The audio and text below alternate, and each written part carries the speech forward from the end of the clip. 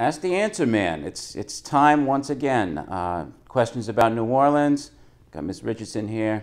She came over from St. Rose, beautiful downtown St. Rose, to ask me some questions about New Orleans. So we're sitting in Les Fleurs Suite at La Belle Esplanade, and let's find out what she wants to know today. I want to know who Jean Lafitte is, because they had the Lafitte projects, and Yes. they have that bar on Bourbon Street. Yes. I don't What know else? who this man is. You don't? No. Who? Don't they teach you history in Louisiana? Yeah, but Okay. I mean, that I don't think so. All right. So Jean Lafitte was a pirate, okay? And he helped Andrew Jackson in the War of 1812, the Battle of New Orleans. So they say that the bar, Lafitte's blacksmith shop, was a blacksmith shop that he used as his pirate headquarters, okay? And they say it's the oldest bar in America. Well, there are plenty of places to say that. It is let's say one of the oldest bars in America, which it certainly is. I don't know how long it's been a bar and not a blacksmith shop. But in New Orleans back in the day, which has nothing to do with Jean Lafitte, but back in the day, all these stores would have bars in them. So even, like, you know how you wander around in the back streets, and those buildings that have a door on the corner, those used to be corner grocery stores, and they all had bars in them, okay? And a lot of shops, when I read this old ancient history, you know, from the 19th century and 18th century, they talk about how people were drinking everywhere, and because there was no zoning, okay, which is a good thing, I think, but that's a topic for another day. So anyhow, so it's an old bar, okay, Lafitte's blacksmith shop. Was it really Jean Lafitte's? Who knows, okay? Notice I say Jean, not Jean, fine. I'm not a Creole, right? So the Lafitte housing projects were on Lafitte Street, which is in the back here. So our neighborhood is actually called Treme Lafitte.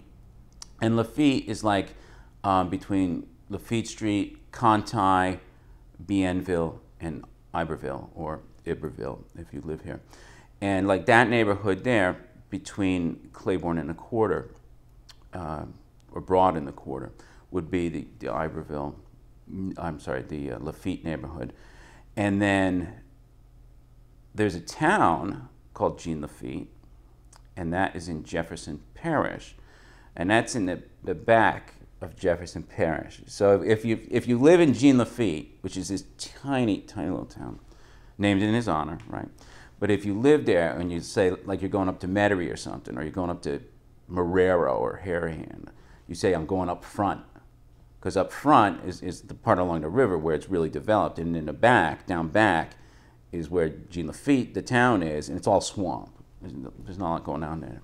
And the Lafitte Wildlife Refuge is out there too, which is very, very nice. It's not... sometimes you're walking through the swamp, and it's elevated walkway up through the swamp, and other times you're walking through cypress forests and palmetto groves and stuff like that. It's nice. I'm not a big nature lover, but if you like that kind of thing, want to see alligators, there's your chance.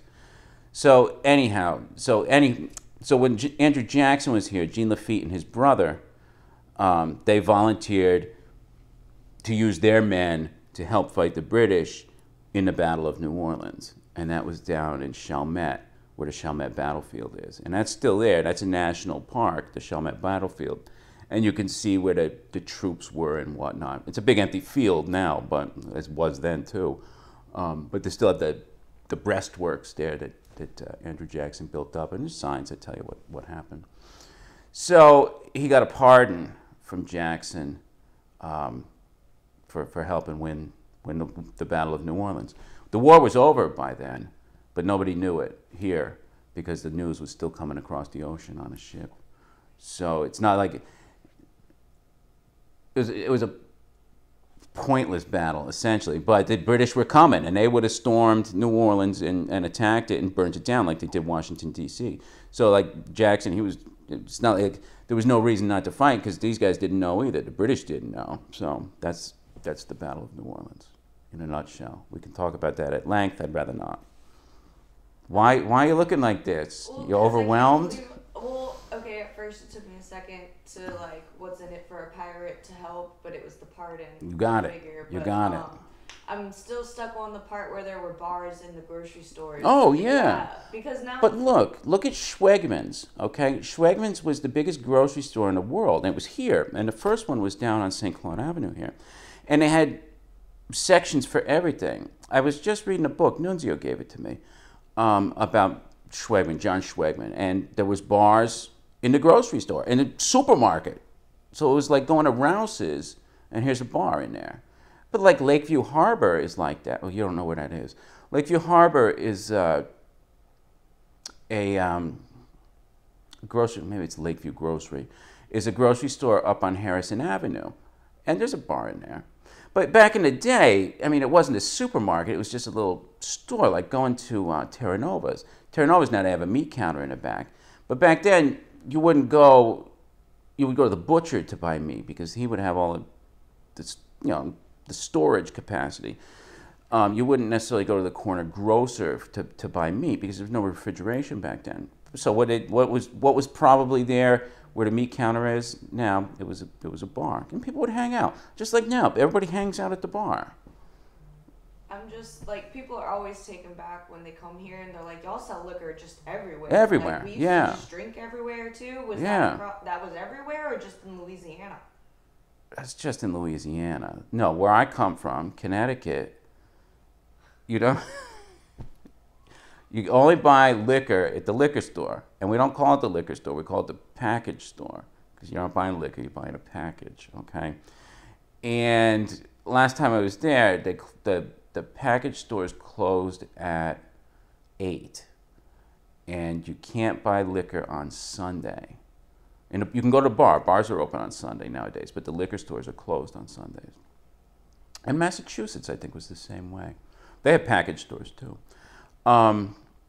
You could buy beer and wine in a grocery store in Connecticut and Massachusetts, probably Rhode Island, too, but not liquor. And then here, of course, I mean, you buy liquor at the gas station, I know, and the pharmacy and things like that. It's just different. They say it's because they were French. They drank too much, but I don't know. That's the Puritans up north would say that. And even I remember when I first came here, and this is 20 years ago, I was in the Cabildo, and there was a sign about, and it talked about this guy from Boston. He came down to New Orleans, and he says, they celebrate the Sabbath in New Orleans like we celebrate the 4th of July. So it was always known as just free living, easy going lifestyle, big easy, right? So yeah, it's just the tradition. It's always been that way. Not just in the city, but like where you're from, Cajun country out there. It's much more relaxed. But if you go up north, northern Louisiana, that's a totally different state, essentially. You're in the Bible Belt again. You have dry parishes and whatnot. So yeah, it's very, very, very different. So it's not even across the board? No. So when typically in a state, you have the big city, like in New York, you have New York City, and then you have the rest of the state. And the city is very different from the country, okay, and the rest of the state. It's like Chicago, Illinois, same kind of thing. So here you have New Orleans, which is the only city of any size worth speaking of, and then you have the rest of the state. And the rest of the state doesn't like New Orleans, okay, because of various reasons. I mean, the culture is different here and whatnot, but tell somebody, I'm from St. Rose. Nobody knows what that means, or they do know Baton Rouge because you have to learn the capital, and they do know Shreveport because it's got a funny name. But otherwise, name another city in Louisiana, nobody knows. Nobody knows. When I go out of town to see family in Virginia, we tell them we're from New Orleans because then it clicks in their mind. Yeah, right. Close enough. Yeah, like 30 they don't need to know. That you're from some speck on the map. It It's so small too. I can drive through St. Rose in like 2.5 minutes. Yeah, It's so I've been small. there. I've been there So small. once. Um. Okay, what else you want to know? Wow. I'm not sure. This one's at 10 minutes. Do you wanna? No, let's do one more. Okay. Ask me one more question. Let's see. The park on the we were talking about it the other day, right there on the little riverfront between Jackson Square basically and the Yeah, Waldenberg Park, yeah. it's called. Why is that a park? It looks like a sidewalk to me. I don't. When was it put there? Who decided to call it a park? Yeah, okay, so I'm glad you asked me this because I got these marketing people who are trying to work on my website. They're fascinated by parks for whatever reason, and I have to tell them, like, you don't come here to go in the park, okay? I mean, City Park is beautiful, of course, and they're like, well, go to Waldenberg Park, and I'm like, what? Why would you want to do that? Because you're right, it's a sidewalk along the river, and that was all banana docks originally. So you know how you got the park, okay, and then you have the levee, and then you have all those parking lots in the back. All the parking lots were warehouses for bananas, and there were docks that went out, or piers, docks, and so when the banana company, United Fruit, they pulled out in the 60s, I believe, and now they're in Gulfport. And so that part was left empty. And so to redevelop it, give them river access, because I mean the port is big. It runs the length, it runs all the way to Baton Rouge, for goodness sake. But they wanted some river access. Look at the beautiful Mississippi. I mean, people come, they want to see it. They do, trust me. No offense, folks. So that's why so Waldenberg, he had a lot of money, he donated the money, and we have this riverfront access. It's the same, they've made it longer, so you get the River Walk, which again is pretty much a sidewalk. There's a fountain there at the Spanish Plaza, and an outlet mall. That's the River Walk Park. And then now they've built the Crescent Park on the other side of Esplanade, and it goes along the river that way. And it's nice, I guess, but you're just walking along a sidewalk looking at, they did plant trees at Crescent Park, so there's that. But you're looking at these abandoned wharves and the ships of the Mississippi. Not that I don't mind looking at the ships of the Mississippi. So what's happened is the city has traded with the port. So the city owns the Public Belt Railroad, which serves the port. It's the train system that's in the city that serves the port. And they said that the port of New Orleans can have control over the railroad if the port will give them the Esplanade Avenue and Governor Nichols wharves, which are these empty warehouses in the river at the end of Esplanade and Governor Nichols Street. So the city's taking those over, and then they're going to connect the whole park. So Crescent Park will be connected all the way to the outlet mall, Okay. the Riverwalk. I went to a park the other day. Yes. It was, I can't remember the name of it. Okay. But it was old shipyards. I think it. I stretched from like Elysian Fields to. Yeah.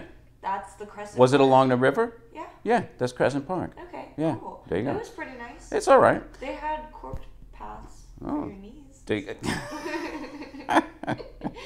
You took that bridge, the Rusty Rainbow, Yes, that's called. That was pretty cool. Yeah, that is cool. I wish there were more trees. Yes. They went ahead and planted so many. Well, it takes a long time for them to grow.